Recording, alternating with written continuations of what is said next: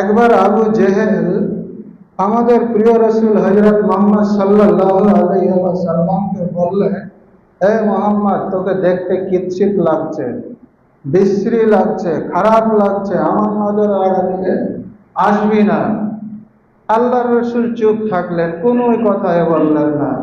তার পরক্ষণে হযরত ওমর ফারুক রাদিয়াল্লাহু তাআলা আনহু তিনি বললেন, ইয়া রাসূলুল্লাহ, ইয়া হাবিবাল্লাহ, আপনি বিশ্ব সুন্দর, আপনাকে দেখতে খুবই ভালো লাগে, আপনার চেহারার দিকে দেখলে আমাকে আনন্দ লাগে।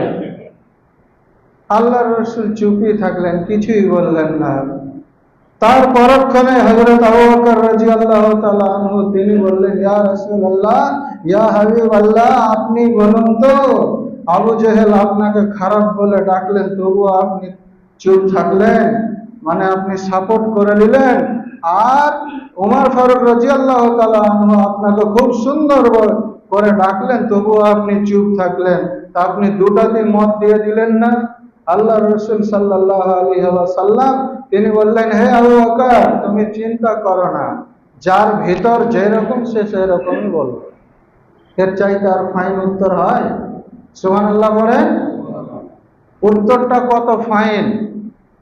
হে আবু বকর, তুমি চিন্তিত হয়ে না, ঘাবড়ায় না, কোনো প্রয়োজন নাই, যার ভিতরটা যেরকম সে সেরকমই বলবে।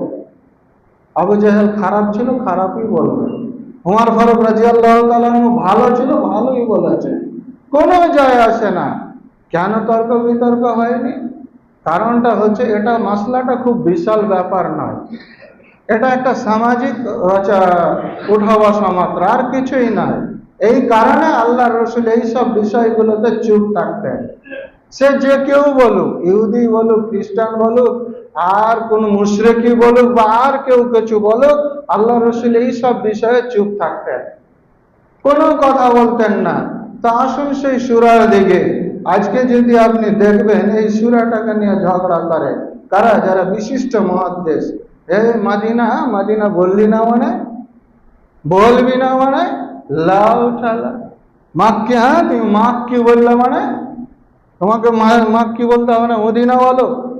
মদিনা বলে যে না, তুমি মাক্কি বলো, লাউ ঠালা ঠালে, এগুলো কোনো বিষয় নাই। সূরাটা অবতীর্ণ হয়েছে, এটা হচ্ছে 1 নাম্বার কথা, ফার্স্ট নাম্বার কথা।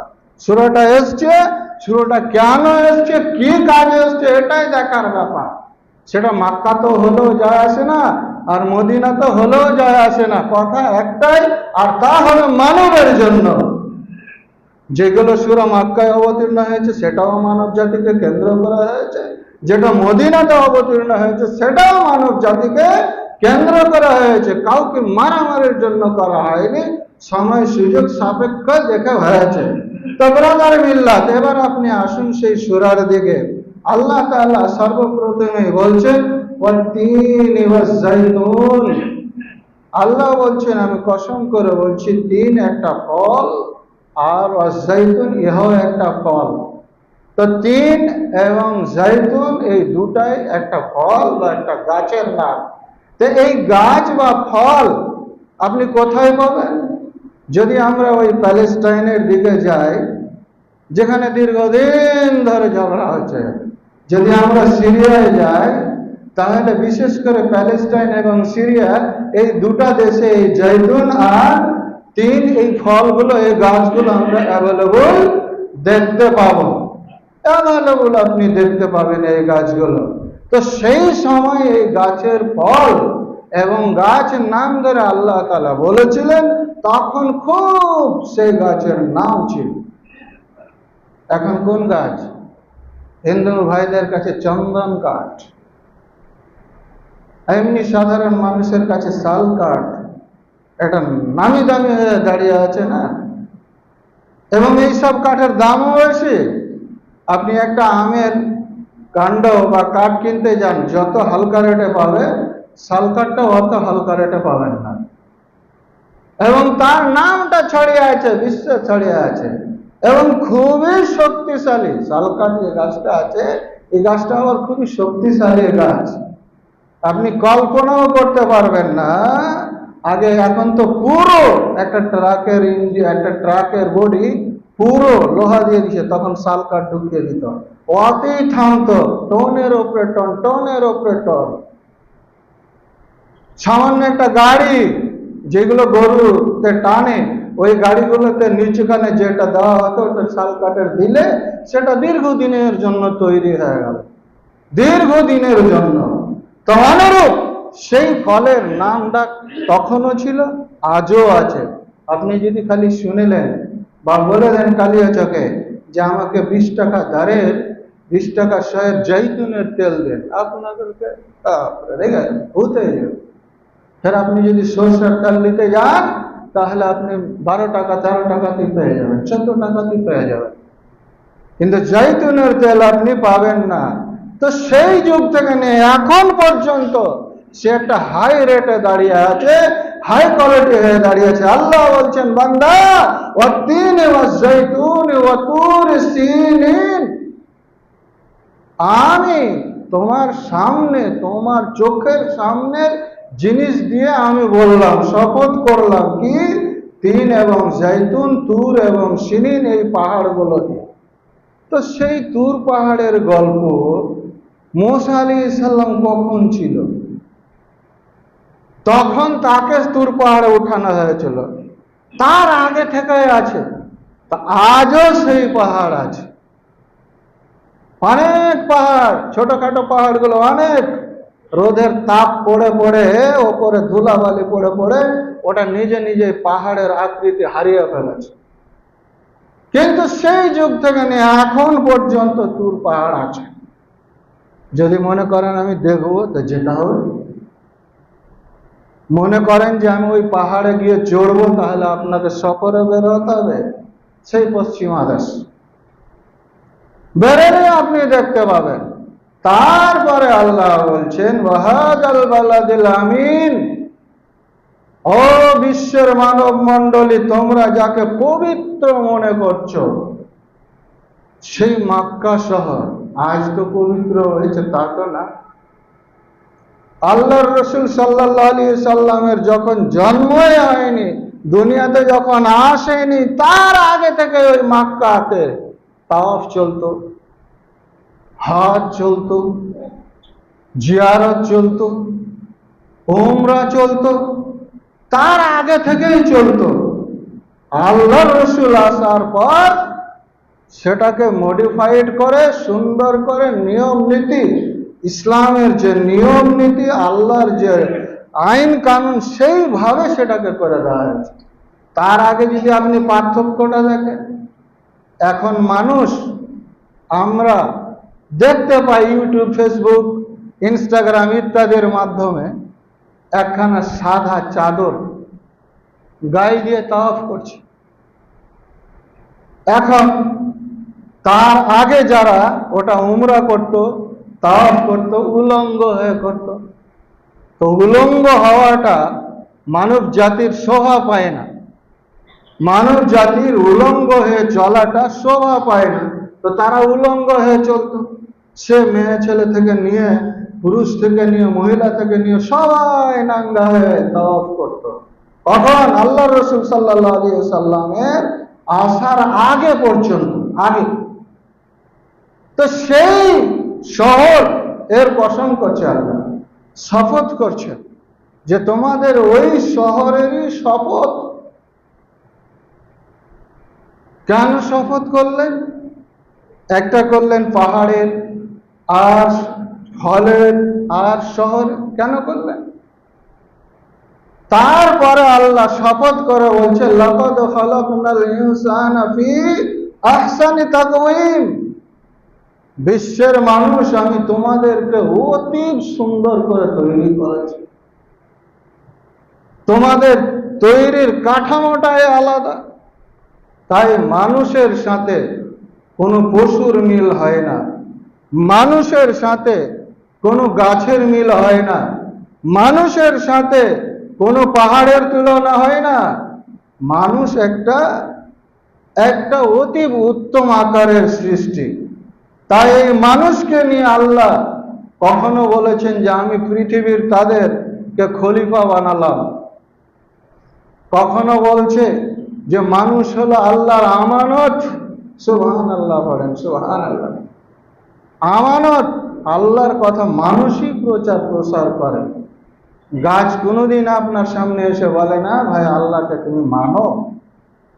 পাহাড় কোনোদিনই এসে বলে না যে ভাই তুই নামাজ পড়লি না কেন।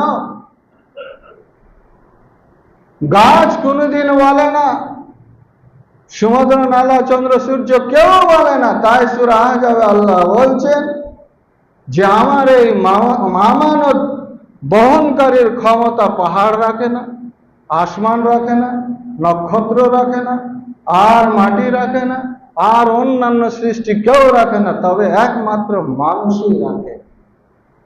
তা আল্লাহর যে কথাবার্তা, আল্লাহর যে সৃষ্টি, তার প্রচার প্রসার একমাত্র মানুষ দিয়ে হয়।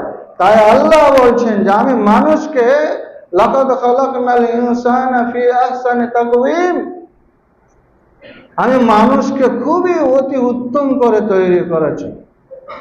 এর মতো কাঠামো আর কোন সৃষ্টিতে দেওয়া হয় না।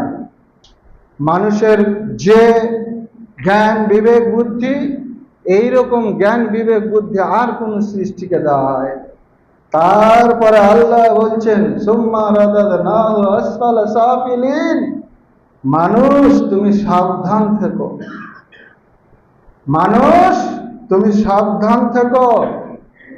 কি থেকে? যেন নিচে নামতে না হয়, নিচে নামতে না হয়।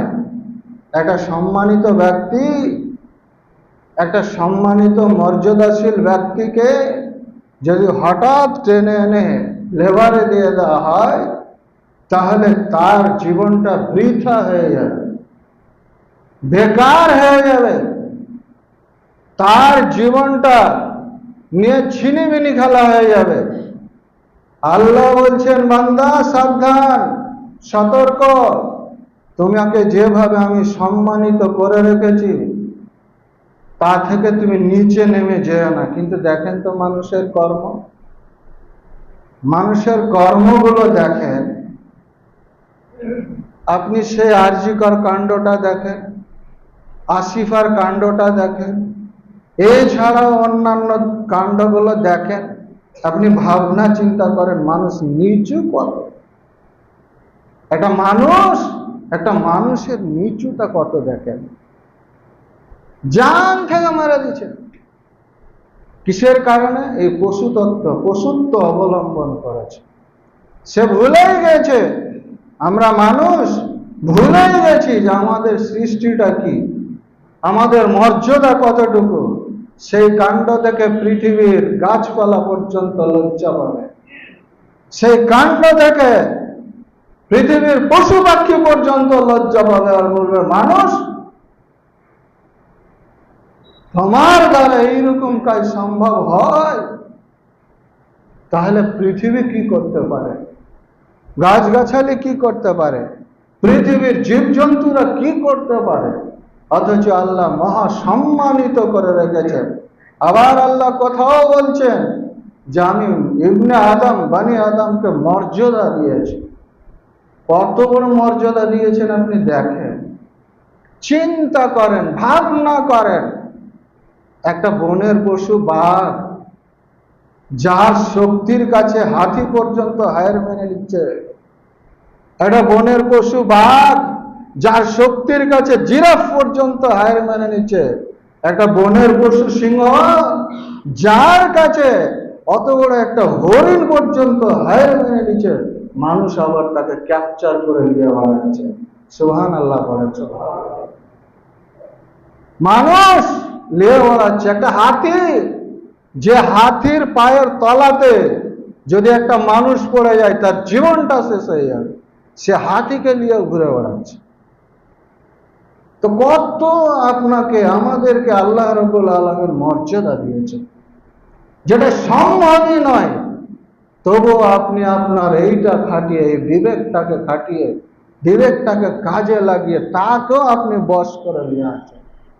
এটা বাতাস, হাওয়া, যা চোখে দেখা যায় না, বইলে গায়ে অনুভব করা যায়, শরীরে টাচ করে তখন অনুভব করা যায় যে হ্যাঁ বাতাস বইছে। এছাড়া আপনি চোখে দেখতে পাচ্ছেন না, আপনি সেই বাতাসকেও আপনি ক্যাপচার করে রেখেছেন। সে বাতাস, সে হাওয়াকে আপনি টায়ারের ভিতরে, টিউবের ভিতরে ঢুকিয়ে আপনি অ্যাভেলেবল চলে বেড়াচ্ছেন, অ্যাভেলেবল চলে বেড়াচ্ছেন। তা আপনার মর্যাদাটা কত দেখেন। যে বাতাসের গতি তার চাইতে আপনি 3 গুণ বেশি গতিতে এরোপ্লেনে চড়ে বেড়াচ্ছেন, অথচ হাওয়াতেই তাকে ভাসিয়ে নিয়ে আছে। এরোপ্লেনটা নিজে নিজে ভেসে যায়নি, ওকে হাওয়াতেই ভাসিয়ে নিয়ে আছে।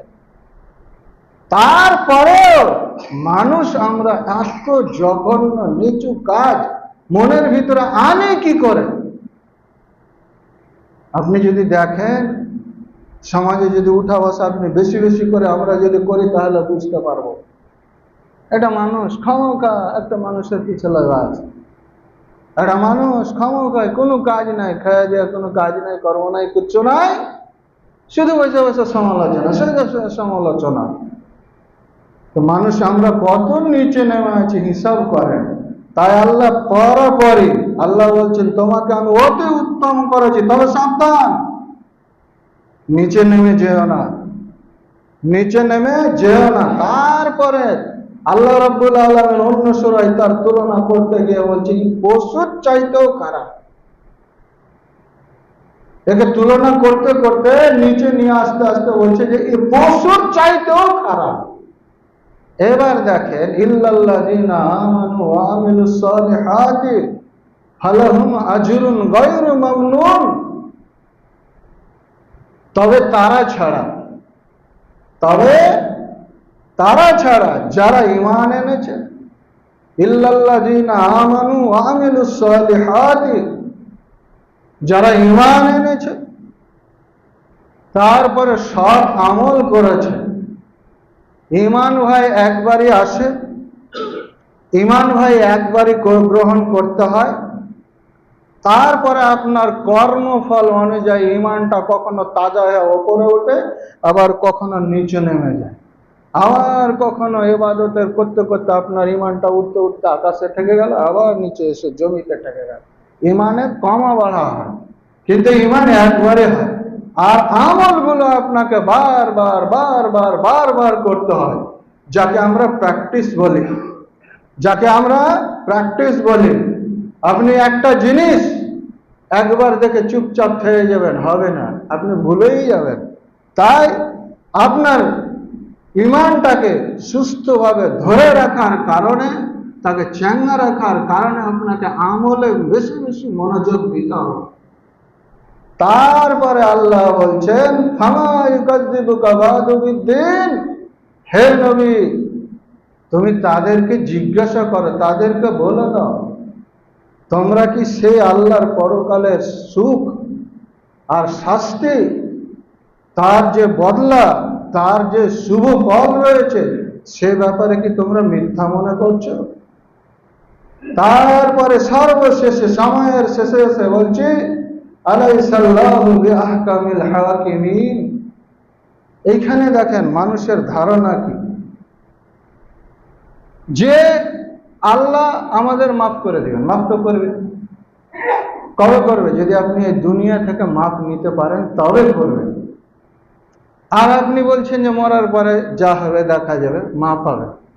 মরার পরে মাফ হবে না। এবার একটা হত্যাকারী আর একটা ভালো মানুষ, ইহার যদি আল্লাহ বিচার না করে, তাহলে আল্লাহর যে মালিকানা, আল্লাহর যে শ্রেষ্ঠত্ব, তার মর্যাদাতে ব্যাঘাত লাগবে। তাহলে সেই মালিকের মূল্যই থাকবে না। তাই আপনার কর্ম অনুযায়ী বিচার হবে। আলাইসাল্লাহু বিআহকামিল হাকিমিন। আল্লাহ কি বিচারকের বিচারক নন? আমরা একটা মানুষ বিচার করে দিই, সেই বিচারেরও পুনরুদ্ধার হবে, সেই বিচারেরও আবার বিচার হবে। কি করে বুঝবেন? একটা খুনি মার্ডার কেসের আসামি সিভিল কোর্টে ফাঁকা পেয়ে গেছে, ফট করে ওইটি জজ কোর্ট আছে, সিভিল কোর্টের পাশেই জজ কোর্টের কেসটাকে ঢুকে দিয়েছে। এবার ওখানে গিয়ে ধরা পড়ে গেছে। আবার ওখান থেকে কোনো রকম লোটা ঘটে যদি ফাঁক পেলা হাইকোর্ট করে দিয়েছে, ওখান থেকে যেমনি বুঝবে তারপর সুপ্রিম কোর্ট চলে গেছে। তো একটা মানুষকে কত জায়গায় নিয়ে যাওয়া যেতে পারে হিসাব করেন। তা আল্লাহ বলছেন যে জায়গাতে বিচার করো তারপরেও আমার কাঠ গড়াতে দাঁড়াতে হবে। আল্লাহ বিচার করবে।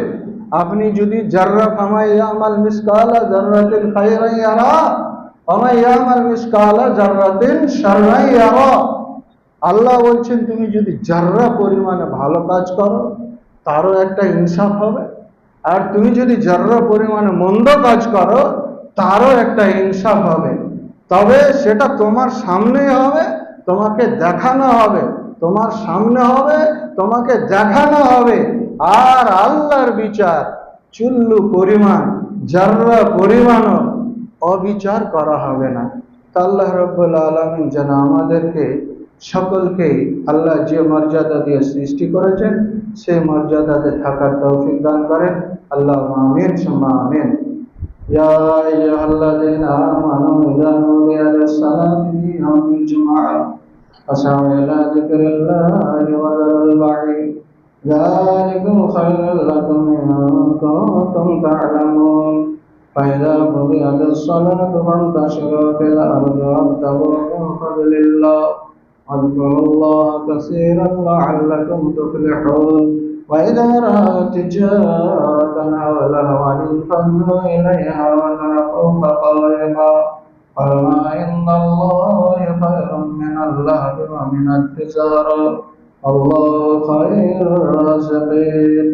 اللهم صل على محمد وعلى آل محمد كما صليت على إبراهيم وعلى آل إبراهيم إنك حميد مجيد.